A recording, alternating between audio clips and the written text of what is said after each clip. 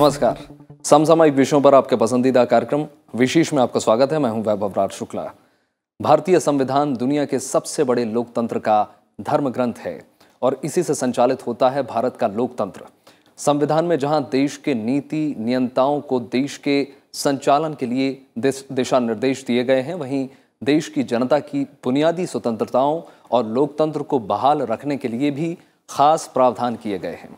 संविधान में भारतीय नागरिकों की बुनियादी स्वतंत्रताओं और समानता का अधिकार सुनिश्चित करने के लिए भारतीय संविधान के निर्माताओं ने मौलिक अधिकार की रचना की।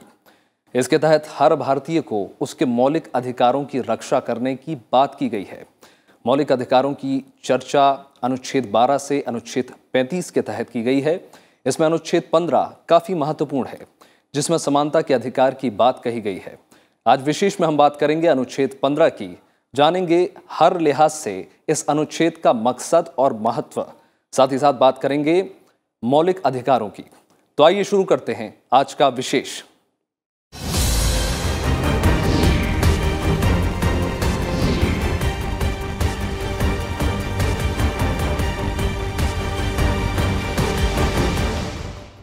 एक फिल्म की वजह से संविधान का एक अनुच्छेद फिलहाल बेहद चर्चा में है। जी हां, हम बात कर रहे हैं अनुच्छेद 15 की।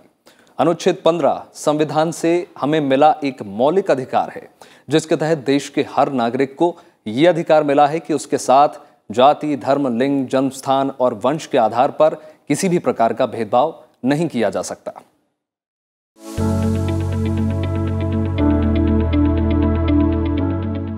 हमारी संसदीय प्रणाली में संविधान सबसे ऊपर है।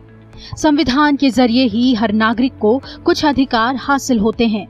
हमारे संविधान में सभी नागरिकों को बिना किसी भेदभाव के मौलिक अधिकार दिए गए हैं। इन अधिकारों का मकसद ये है कि हर नागरिक सम्मान के साथ अपना जीवन जी सके और किसी के साथ किसी आधार पर भेदभाव नहीं हो।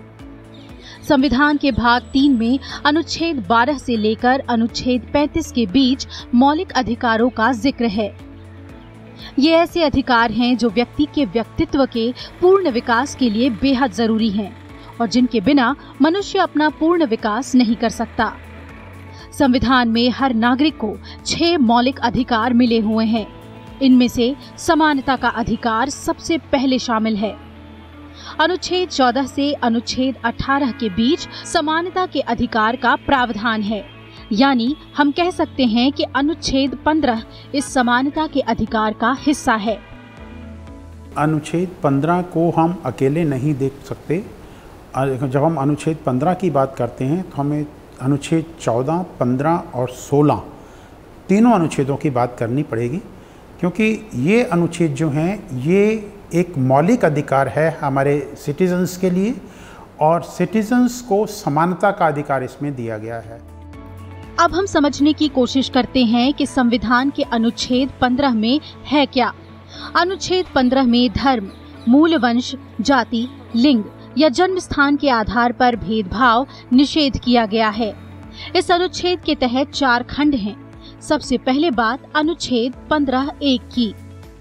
इसमें कहा गया है कि राज्य किसी नागरिक के विरुद्ध के केवल धर्म, मूल वंश, जाति, लिंग, जन्म स्थान या इनमें से किसी के आधार पर कोई विभेद नहीं करेगा। यानी इस अनुच्छेद के जरिए ये सुनिश्चित किया गया है कि देश के किसी नागरिक के साथ लिंग, जाति, धर्म या किसी क्षेत्र के आधार पर किसी तरह का कोई भेदभाव नहीं हो सके। Equal protection of law and rule of law की बात आती है तो आर्टिकल 14 की बात आ जाती है। आर्टिकल 14 के बाद आर्टिकल 15 जो है वो स्टेट के ऊपर एक ऑब्लिगेशन डालता है कि किसी भी नागरिक के प्रति वो केवल इस ग्राउंड के ऊपर भेदभाव नहीं कर सकता कि वो किसी पर्टिकुलर रिलीजन को बिलोंग करता है या वो किसी पर्टिकुलर रेस को बिलोंग करता है या वो किसी पर्टिकुलर कास्ट का व्यक्ति है या वो एक पर्टिकुलर सेक्स को बिलोंग करता है या वो किसी पर्टिकुलर जगह पे पैदा हुआ है। ये 5 ग्राउंड ऐसे हैं जिनके ऊपर स्टेट के ऊपर ऑब्लिगेशन है कि इस ग्राउंड के ऊपर वो किसी व्यक्ति के साथ डिस्क्रिमिनेशन नहीं कर सकता। अब बात अनुच्छेद 15(2) की। इसमें कहा गया है कि कोई नागरिक केवल धर्म, मूल वंश, जाति, लिंग, जन्म स्थान या इनमें से किसी के आधार पर क दुकानों, सार्वजनिक भोजनालयों, होटलों और सार्वजनिक मनोरंजन के स्थानों में प्रवेश, या ख पूर्णतः या अंशतः राज्य निधि से पोषित या साधारण जनता के प्रयोग के लिए समर्पित कुओं, तालाबों, स्नान घाटों, सड़कों और पब्लिक रिजॉर्ट्स के स्थानों के उपयोग के संबंध में किसी भी अयोग्यता, दायित्व, निर्बंधन या शर्त के अधीन नहीं होगा। संविधान के इस हिस्से से स्पष्ट है कि किसी भी नागरिक को सिर्फ धर्म, मूल वंश, जाति, लिंग, जन्मस्थान या इनमें से किसी के आधार पर किसी दुकान, सार्वजनिक भोजनालयों, होटलों और सार्वजनिक मनोरंजन के स्थानों में जाने से नहीं रोका जा सकता। साथ ही सरकारी फंड से बने कुओं, स्नान घाटों, तालाबों, सड़कों और पब्लिक रिजॉर्ट्स में घुसने से नहीं रोका जा सकता। इसका जो दूसरा हिस्सा है, किसी भी व्यक्ति के साथ कोई भी फ़र्क या डिस्क्रिमिनेशन किया नहीं जा सकता। उसको उसके धर्म को लेके या किसी जाति को लेके या रेस को लेके वो अपना बिज़नेस मर्ज़ी से कर सकता है, वो अपने प्रोफेशन चूज़ कर सकता है अपनी मर्ज़ी से। और उसके साथ जैसे कुएं का पानी है जैसे गांव में है या मंदिर है, उसमें रोक टोक नहीं लगाई जा सकती है। इस तरह की ये फ्रीडम देता है अनुच्छेद 15 आपको। अनुच्छेद 15(3) में ये प्रावधान किया गया है कि इन अनुच्छेद की कोई बात राज्य को स्त्रियों और बच्चों के लिए विशेष उपबंध करने से निवारित नहीं करेगी। इस अनुच्छेद की ये बात एक तरह से अपवाद है, यानी महिलाओं और बच्चों को इस क्लॉज में अपवाद के रूप में देखा गया है। राज्य को इस बात की इजाजत होगी कि वो महिलाओं और बच्चों के लिए प्रावधान कर सकती है। बच्चों को निःशुल्क शिक्षा या महिला आरक्षण जैसे प्रावधान इसी के तहत आते हैं। यानी अनुच्छेद 15(3) के मुताबिक अगर महिलाओं और बच्चों के लिए स्पेशल प्रोविजन बनाए जा रहे हैं तो आर्टिकल 15 ऐसा करने से नहीं रोक सकता। बच्चों और महिलाओं को लेके स्पेशल प्रोविजन बनाए जा सकते हैं और जो 15(4) है उसमें सोशली एजुकेशनली बैकवर्ड लोगों के लिए स्पेशल प्रोविज़न बनाए जा सकते हैं, जैसे कि रिजर्वेशन है। अब तो आपने देखा होगा कि 10% इकोनॉमिकली वीकर सेक्शन जो हैं उनके लिए भी कोटा आ गया है, वो भी इसी में ही कवर होता है। और भी आर्टिकल लगते हैं, लेकिन सरकार जो अभी पिछले उसमें सत्र में लाई थी, ये जो बिल जो अब कानून बन गया है। अनुच्छेद 15(4) कहता है कि इस अनुच्छेद की या अनुच्छेद 29 के खंड 2 की कोई बात राज्य को सामाजिक और शैक्षणिक दृष्टि से पिछड़े हुए नागरिकों के किन्हीं वर्गों की उन्नति के लिए या अनुसूचित जातियों या अनुसूचित जनजातियों के लिए कोई विशेष उपबंध करने से निवारित नहीं करेगी।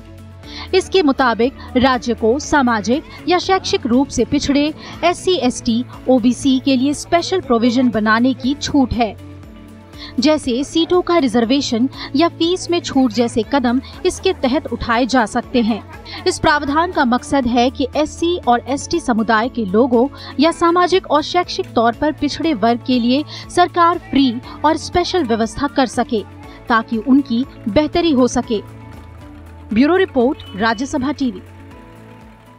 भारत के नागरिकों को सबसे बड़ा अधिकार संविधान ने दिया है। मौलिक अधिकारों में से एक अधिकार है अनुच्छेद 15 के तहत मिला समानता का अधिकार। देश को एकजुट कर विकास की राह पर ले जाने में सबसे बड़ी भूमिका अनुच्छेद 15 की है। लेकिन आज भी कभी कभी ऐसे मामले सामने आ जाते हैं जिसमें जाति, धर्म और लिंग के आधार पर लगातार भेदभाव की घटना हमारे सामने आती हैं। आइए जानते हैं कि अनुच्छेद 15 का महत्व हम लोगों के लिए क्या है और इसका मकसद क्या है।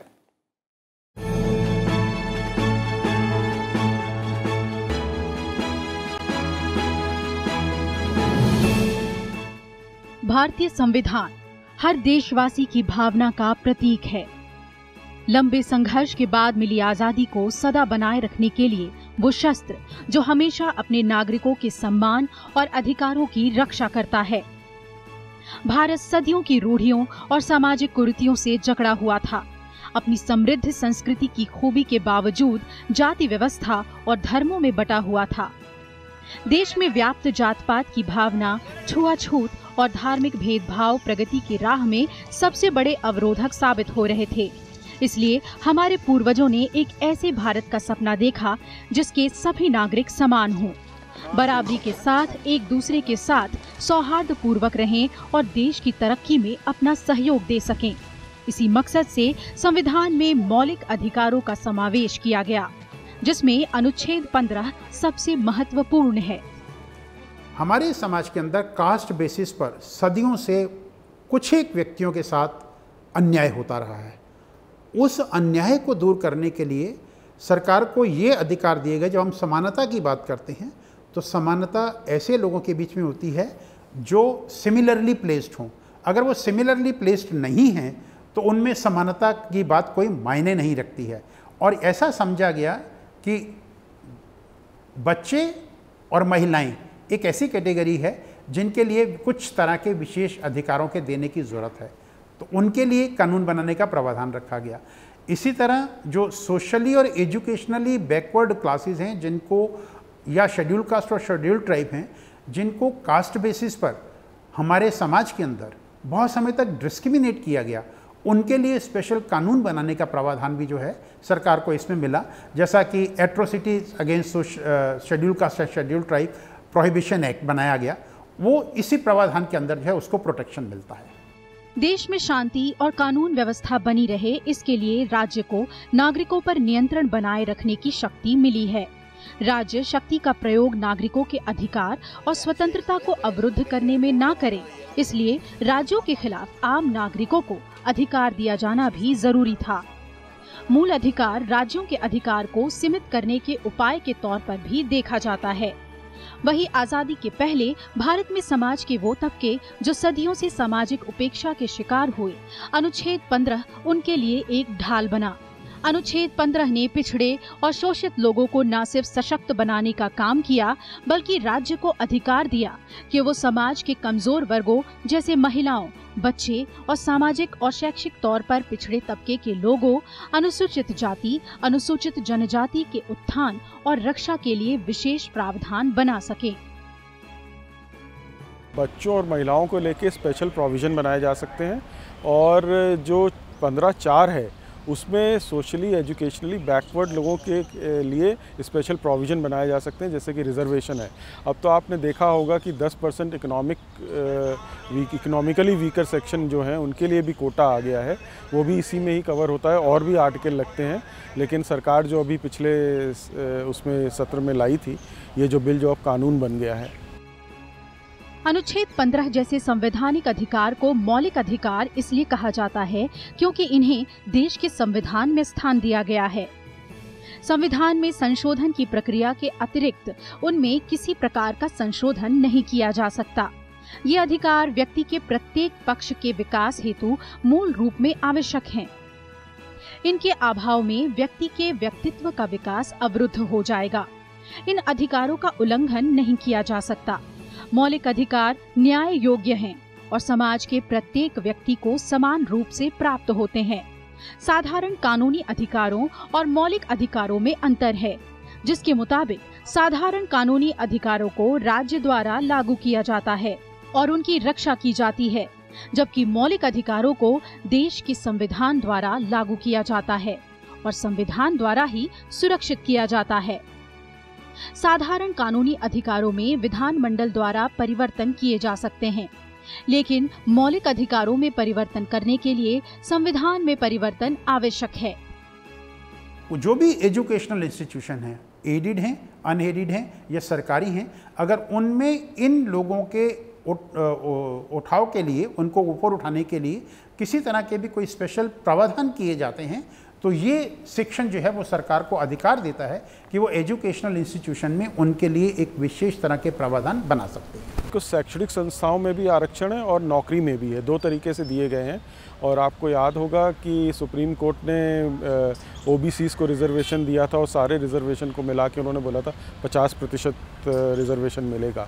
और जो और भी समाज के जो जनरल कैटेगरी के लोग हैं उनके लिए भी 10% इकोनॉमिकली वीकर सेक्शन है जो उनके लिए भी आरक्षण लागू हुआ है। सबसे पहला तो इंदिरा साहनी का केस है जिसमें ओबीसी रिजर्वेशन वगैरह हुआ था।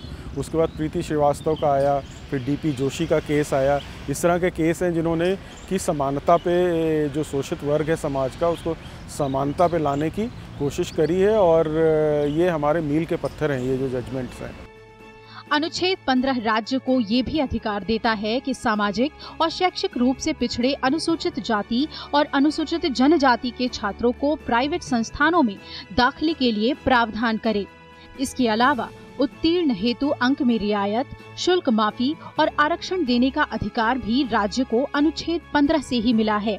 वही SEBC यानी सामाजिक आर्थिक रूप से पिछड़ी जाति, अनुसूचित जाति और अनुसूचित जनजाति के छात्रों और कन्याओं को स्कूलों और कॉलेजों में दाखिले के लिए सीट आरक्षित करने का अधिकार अनुच्छेद 15(3) और 15(4) में सुनिश्चित किया गया है। ऐसा ही विशेषाधिकार सरकारी नौकरियों में भी दिया गया है, जिससे उपेक्षित वर्ग के नागरिकों का सामाजिक उत्थान हो, जो अनुच्छेद 16(3) और 16(4) में निहित है।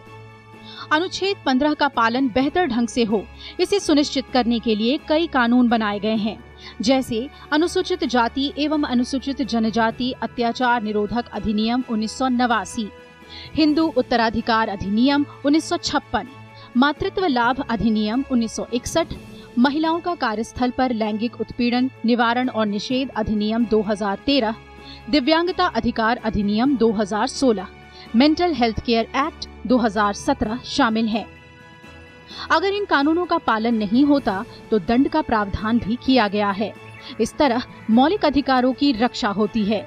वही मौलिक अधिकारों के बारे में जागरूकता लाने के लिए स्कूल और कॉलेजों के बच्चों के पाठ्यक्रम में संविधान को शामिल करने पर सरकार विचार कर रही है। Bureau report, Rajya Sabha TV.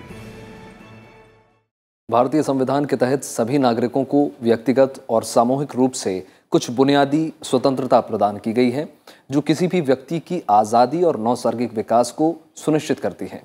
इन अधिकारों को मूल अधिकार यानी मौलिक अधिकार के तौर पर जाना जाता है। भारतीय संविधान के भाग 3 में अनुच्छेद 12 से 35 तक में मौलिक अधिकारों की चर्चा की गई है। आइए जानते हैं मौलिक अधिकारों के बारे में। मूल संविधान में भारतीय नागरिकों को 7 मौलिक अधिकार प्रदान किए गए हैं, लेकिन 44वें संविधान संशोधन के जरिए संपत्ति के अधिकार को मौलिक अधिकार से हटाकर सामान्य कानूनी अधिकार बना दिया गया। इसके बाद से भारतीय नागरिकों को 6 मौलिक अधिकार प्राप्त हैं। इनमें समानता का अधिकार, स्वतंत्रता का अधिकार, शोषण के विरुद्ध अधिकार, धार्मिक स्वतंत्रता का अधिकार, संस्कृति और शिक्षा संबंधी अधिकार और संवैधानिक उपचारों का अधिकार शामिल है। संविधान का पार्ट 3 जो है वो फंडामेंटल राइट से, मौलिक अधिकारों से डील करता है। और मौलिक अधिकार जो हैं, केशवानंद भारती के केस में 1973 में संविधान पीठ ने, 13 जजेस की संविधान पीठ ने कहा था कि ये हमारे संविधान का मूलभूत ढांचा है, बेसिक स्ट्रक्चर है, and these fundamental rights can not be taken away even by a constitutional amendment. So हमारे जो इंटरप्रिटेशन दिया गया सुप्रीम कोर्ट ने, मौलिक अधिकारों को बहुत सर्वोच्च स्थान दिया गया है। संविधान में अनुच्छेद 12 से लेकर अनुच्छेद 35 तक मूल अधिकार की चर्चा की गई है। अनुच्छेद 12 में मूल अधिकार की परिभाषा दी गई है, जबकि अनुच्छेद 13 को मूल अधिकारों से असंगत और उनको सीमित करने वाली विधियों के बारे में चर्चा की गई है। वही अनुच्छेद 14 से लेकर 18 तक में समानता के अधिकार की बात कही गई है। अनुच्छेद 14 में कानून के समक्ष समता का प्रावधान किया गया है। इसके तहत राज्य किसी भी व्यक्ति को कानून के समक्ष समानता या कानून के समान संरक्षण से वंचित नहीं करेगा। यानी राज्य सभी व्यक्तियों के लिए एक समान कानून बनाएगा और सभी पर समान ढंग से लागू भी करेगा। जबकि अनुच्छेद 15 धर्म, मूल वंश, जाति, लिंग या जन्म स्थान के आधार पर नागरिकों में भेदभाव का निषेध करता है। वही अनुच्छेद 16 में ये प्रावधान है कि लोक नियोजन के विषय में अवसर की समता होगी, यानी राज्य के अधीन किसी पद पर नियुक्ति से संबंधित विषयों में सभी नागरिकों के लिए अवसर की समानता होगी। लेकिन इसके तहत राज्य को ये अधिकार है कि वो राजकीय सेवाओं के लिए आवश्यक योग्यताएं निर्धारित कर सके। अनुच्छेद 17 के तहत अस्पृश्यता का अंत किया गया है और इसे दंडनीय अपराध घोषित किया गया है, जबकि अनुच्छेद 18 के तहत उपाधियों का अंत किया गया है। इसके मुताबिक सेना या विधा संबंधी सम्मान के सिवाय अन्य कोई भी उपाधि राज्य द्वारा प्रदान नहीं की जाएगी। भारतीय संविधान का उद्देश्य विचार, अभिव्यक्ति, वाक्य स्वतंत्रता सुनिश्चित करना भी है। इसके लिए संविधान के अनुच्छेद 19 से 22 तक में स्वतंत्रता का अधिकार की चर्चा की गई है। मूल संविधान में 7 तरह की स्वतंत्रता प्रदान की गई है, लेकिन 44वें संविधान संशोधन द्वारा संपित की स्वतंत्रता समाप्त कर देने के बाद अब अनुच्छेद 19 के तहत नागरिकों को 6 स्वतंत्रता प्राप्त है। इनमें अनुच्छेद 19(1) के तहत बोलने की स्वतंत्रता, 19(2) के तहत शांतिपूर्वक बिना हथियारों के एकत्रित होने और सभा करने की स्वतंत्रता, 19(3) के तहत संघ बनाने की स्वतंत्रता, 19(4) के तहत देश के किसी भी क्षेत्र में आने जाने की स्वतंत्रता, 19(5) के तहत देश के किसी भी क्षेत्र में निवास करने और बसने की स्वतंत्रता शामिल है। हालांकि जम्मू कश्मीर इसका अपवाद है। इसके साथ ही अनुच्छेद 19(6) के तहत कोई भी व्यापार एवं जीविका चलाने की स्वतंत्रता शामिल है, जबकि अनुच्छेद 20 के तहत अपराधों के लिए दोष सिद्धि के संबंध में संरक्षण दिया गया है। वहीं अनुच्छेद 21 में किसी भी नागरिक को प्राण और दैहिक स्वतंत्रता का संरक्षण प्रदान किया गया है, यानी जीवन के अधिकार को मान्यता दी गई है। जबकि अनुच्छेद 22 के तहत नागरिकों को कुछ दशाओं में गिरफ्तारी और निरोध में संरक्षण प्रदान किया गया है। आर्टिकल 14, आर्टिकल 19 जो बहुत सारी फ्रीडम्स हमें देता है, आर्टिकल 21 जो पर्सनल लिबर्टी देता है, ये मूलभूत अधिकारों के भी मूलभूत अधिकार हैं और इनको एनफोर्स करने के लिए सुप्रीम कोर्ट को आर्टिकल 32 में स्पेशल पावर दिया गया है कि अगर किसी भी व्यक्ति के मूलभूत अधिकारों का हनन होता है तो बिना किसी और अदालत के गए हुए वो डायरेक्ट सुप्रीम कोर्ट में आर्टिकल 32 में रेट फाइल कर सकता है for enforcement of his fundamental right. संविधान के अनुच्छेद 23 और 24 में शोषण के विरुद्ध अधिकार प्रदान किया गया है। अनुच्छेद 23 के मुताबिक बालात और जबरदस्ती लिया हुआ श्रम निषेध ठहराया गया है और इसका उल्लंघन कानून के अनुसार दंडनीय अपराध है। वही अनुच्छेद 24 के मुताबिक 14 वर्ष से कम आयु वाले किसी भी बच्चे को कारखाने, खानों या अन्य किसी जोखिम भरे काम पर नियुक्त नहीं किया जा सकता है। इसी तरह धार्मिक स्वतंत्रता की चर्चा अनुच्छेद 25 से 28 तक में की गई है। अनुच्छेद 25 के मुताबिक कोई भी व्यक्ति किसी भी धर्म को मान सकता है और उसका प्रचार प्रसार कर सकता है, जबकि अनुच्छेद 26 के तहत धार्मिक कार्यों के प्रबंध की स्वतंत्रता प्रदान की गई है। अनुच्छेद 27 के तहत राज्य किसी भी व्यक्ति को ऐसा कर देने के लिए बाध्य नहीं कर सकता जिसकी आय किसी खास धर्म के प्रचार प्रसार में खर्च करने के लिए निश्चित की गई है। इसी तरह अनुच्छेद 28 में कहा गया है कि राज्य द्वारा संचालित किसी भी शिक्षा संस्थान में धार्मिक शिक्षा नहीं दी जाएगी। संविधान के अनुच्छेद 29 और अनुच्छेद 30 में संस्कृति और शिक्षा संबंधी अधिकार की चर्चा की गई है। अनुच्छेद 29 में जहां अल्पसंख्यक वर्गों के हितों के संरक्षण की बात कही गई है, वहीं अनुच्छेद 30 में शिक्षा संस्थानों की स्थापना और प्रशासन करने का अल्पसंख्यक वर्गों के अधिकार की बात है। सबसे बड़ा जो अधिकार है जो बाकी मूलभूत अधिकारों को की रक्षा करता है वो है कॉन्स्टिट्यूशनल रेमेडीज़ जिसको बोलते हैं। संवैधानिक निवारण की जो आपको सुविधा मिली हुई है, जिसमें सुप्रीम कोर्ट में आप जा सकते हैं, दिल्ली हाई कोर्ट में जा सकते हैं और किसी हाई कोर्ट में आप जा सकते हैं। उन बाकी जो मूलभूत अधिकार हैं उनकी सुरक्षा के लिए, जो कि बहुत ज़रूरी है। अगर वो अधिकार ना हो तो आपको बाकी अधिकार बेमाने हो जाते हैं। इसके साथ ही अनुच्छेद 32 में संवैधानिक उपचारों के अधिकार की चर्चा की गई है, जिसे डॉक्टर भीमराव अंबेडकर ने संविधान की आत्मा कहा है। इस अनुच्छेद के तहत देश के नागरिकों को अपना मौलिक अधिकार लागू कराने के लिए सुप्रीम कोर्ट और हाई कोर्ट में आवेदन करने का अधिकार प्रदान किया गया है। Bureau report, Rajya Sabha TV.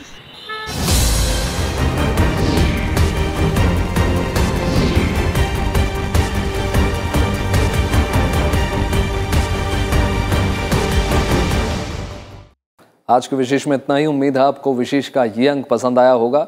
आप ये हमारा कार्यक्रम YouTube पर भी देख सकते हैं, जहां हमें आपकी प्रतिक्रियाओं और सुझावों का हमेशा इंतजार रहता है। बाकी देश और दुनिया की तमाम बड़ी खबरों के लिए जुड़े रहिए राज्यसभा टेलीविजन के साथ। नमस्कार।